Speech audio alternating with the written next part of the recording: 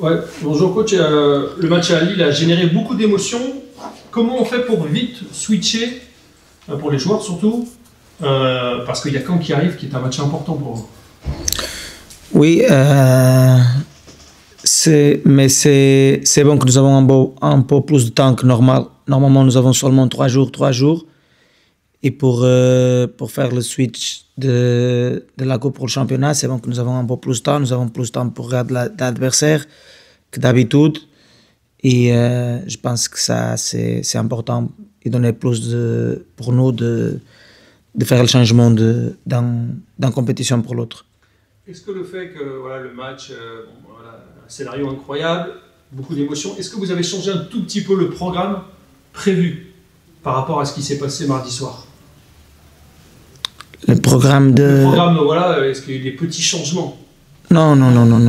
Nous avons déjà planifié les choses, de donner un jour de repos après et travailler, en faire le normal parce que comme tu parles avant, c'est nécessaire de penser de match de championnat et on prépare les choses comme ça, même si c'est un match avec beaucoup d'émissions, beaucoup de choses, mais après c'est nécessaire de faire le changement pour le championnat et on fait le travail de la même façon qu'on pense avant, qu'on planifié. Et tout l'enthousiasme qu'il y a autour du match à Lille, là justement avec ce scénario incroyable, est-ce que c'est une force pour vous avant d'aller à Caen ou est-ce qu'au contraire il y a un risque selon vous que les joueurs aient un peu la tête à tout ça encore finalement, qu'ils ne soient pas revenus sur terre complètement? J'espère que les joueurs sont capables de faire le changement. On travaille sur ça. Mais on connaît aussi que beaucoup de joueurs qui sont avec nous et qui jouent le match Lille, ils sont pas habitués à faire coupe, championnat très proche. Nous avons en janvier seulement 2 jours de repos pour le joueur et 0 pour le staff. 0. Tout le monde dans son travail normal, il a 2 jours de repos pour semaine. Et en un mois, les joueurs ils ont 2 jours seulement de repos et le staff 0. Mais ça, c'est beaucoup de fois qui se passe dans le club que jouer pour le gros objectif. Et c'est ça que c'est nécessaire de changer la mentalité de tout le club, de les joueurs, de toutes les choses. On travaille sur ça, mais après, c'est sûr qu'il y a des joueurs qui sont plus probables que ne bougent pas, il y a des joueurs qui bougent un peu, mais c'est pour ça que nous sommes ici, pour travailler le plan mental aussi. Un mot juste sur le tirage, Brest, qu'est-ce que vous en pensez? Qu'est-ce que ça vous inspire, entre guillemets? Avant le tirage, tout le monde dit pour moi qu'est-ce que tu penses, et je dis rien. Avant le tirage de Lille, je dis pour mon staff que va être Lille à l'extérieur.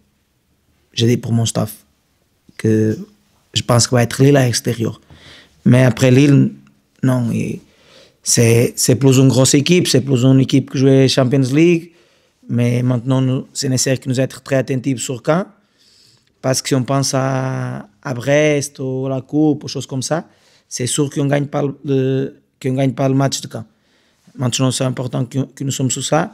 Le tirage de Brest, c'est un tirage de coupe. Tu peux être au meilleur tirage, tu peux être un pire tirage. En ce moment, c'est une des meilleures équipes dans la compétition. Mais quand arrive, on pense en Brest. Là, pas ce week-end, mais lundi, ça va être un duel avec un coach portugais, Bruno Baltazar. Est-ce que vous le connaissez? Est-ce que vous le connaissez bien? Oui, je connais Bruno. On étudiait ensemble sur le niveau de UEFA. Nous sommes beaucoup de fois ensemble là, parce que c'est beaucoup de temps. On vit ensemble à l'hôtel, toujours de la matin à la nuit, plus d'un mois. Je le connais, on connaît bien. Quand il arrive à France, il m'appelle, on parle un peu avec la Ligue 2. c'est un copain. D'accord. Ah oui, ouais, donc il vous a appelé quand il était en contact avec Caen pour peut-être avoir quelques infos supplémentaires sur la Ligue 2, sur le championnat. Non, il m'appelle après signer le contrat. Il est déjà à Caen. Il m'appelle c'est normal, je suis en France et il me connaît. Et il m'appelle, s'il ne m'appelle pas, je vais appeler lui, c'est sûr. Il m'appelle et on parle un peu sur la Ligue 2, sur la différence, qu'est-ce que je sens quand j'arrive et les choses comme ça. D'accord. Donc vous avez un peu la même formation, un peu la même culture foot aussi, c'est un peu le même projet de jeu qu'il a sur ce que vous savez, sur ce que vous avez vu aussi à la vidéo. Il a des choses qui sont peut-être proches, il a des choses qui ne sont pas proches. Je pense que tous les coachs sont différents. Même le portugais, tout le coach il a une façon de jouer. Même j'ai joué la Ligue 2 contre beaucoup de coachs français. Ils sont tous différents. Les équipes sont tous différentes. Je pense que nous sommes les deux portugais, mais tous les coachs portugais, il a des coachs qui sont plus proches, il a des coachs qui sont plus loin, mais peut-être il a un coach français qui est très proche d'un portugais. Il a un autre coach anglais qui est très proche d'un français. Il a chose donc quand je regarde qu'il essaie de faire les choses bien, il essaie de développer l'équipe, mais il a des choses qu'il fait qui sont différentes de moi, il a des choses qui sont plus proches. Ouais. C'est un coach qui aime avoir le ballon aussi, plutôt. Oui, je pense oui. Ouais. Je pense non, c'est sûr. Ouais. Donc vous rejoignez sur... Ça, c'est une des choses plus proches. Et où vous êtes le plus lointain alors? Comment? Là où vous êtes le moins proche alors? Ça, c'est une autre chose. Autre chose. Non, je ne vais pas parler avec ça. D'accord. Bon, c'est un match un peu spécial parce que quand c'est très difficile pour eux, là, ils n'ont pas gagné en 2025, ils ont marqué un seul but, il y a bien un moment où ça va réagir, j'imagine que c'est ce que vous pensez aussi. Hein. Oui, il y a un moment qu'il va réagir, j'espère que ce n'est pas maintenant. J'espère que ce n'est pas le moment. Mais je regarde, par exemple, le match de Caen contre Guingamp. Guingamp, c'est une de l'équipe qui c'est à haut. Et je regarde le match de Caen contre Guingamp et Caen peut faire 2-3 buts avant le but de Guingamp. Ils font un match très bon avec beaucoup d'occasions. Et tout le monde connaît qu'ils ne sont pas une mauvaise équipe. Tout le monde connaît qu'il fait le bon recrute aussi, maintenant en janvier. C'est nécessaire que nous soyons très attentifs, que nous soyons à 100%. Je pense que si nous sommes à 100%, nous sommes beaucoup plus proches de gagner le match. Ça, c'est le plus important. C'est qu'on travaille bien et que nous sommes très, très concentrés. Il y a des gars qui sont arrivés là, notamment les derniers, Norio et Abdoulaba. Est-ce qu'ils sont prêts à jouer? Oui. Il leur faut du temps encore. Non, ils sont prêts. Si on vole, ils sont prêts à jouer.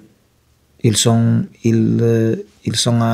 à traîner sur son équipe avant de venir. Ils traînaient sur Sunderland et sur Gand. Le dos, il traîne normal avec le groupe. Il arrive dans la forme physique normale. Il a chose que le dos nécessite un peu de temps pour connaître notre façon de jouer et pour être plus proche de notre idée de jeu. Mais ils sont prêts pour jouer. Si on vole, ils peuvent jouer. Et de l'autre côté, est-ce qu'il y a des absents? Là, on parle de ceux qui peuvent jouer, mais est-ce qu'il y a des joueurs qui ne seront pas là? Alain. Alain, il est... Après le match de Martigues, il a un petit blessure et en ce moment, il est absent pour le match. Ça marche.